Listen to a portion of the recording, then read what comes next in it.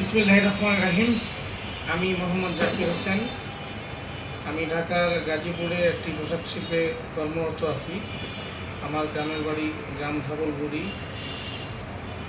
Post সরকারের হাট, থানা পাটগ্রাম, জেলা লালমনিরহাট।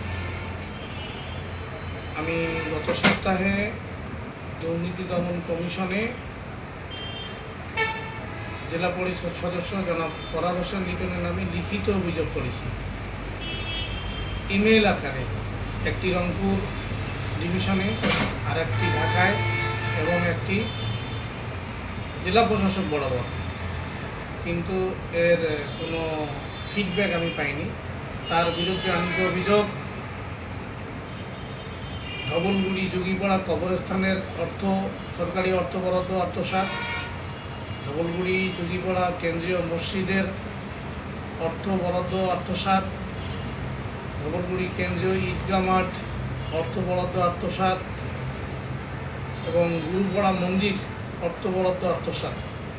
এই বিষয়গুলা আমি মাননীয় দুর্নীতি দমন কমিশনের দৃষ্টি আকর্ষণ করছি, যাতে এটা সুষ্ঠু তদন্ত হয়। আমি একজন বাংলাদেশি নাগরিক, সচেতন নাগরিক হিসাবে আমি আপনাদের নিকট আবেদন জানাচ্ছি।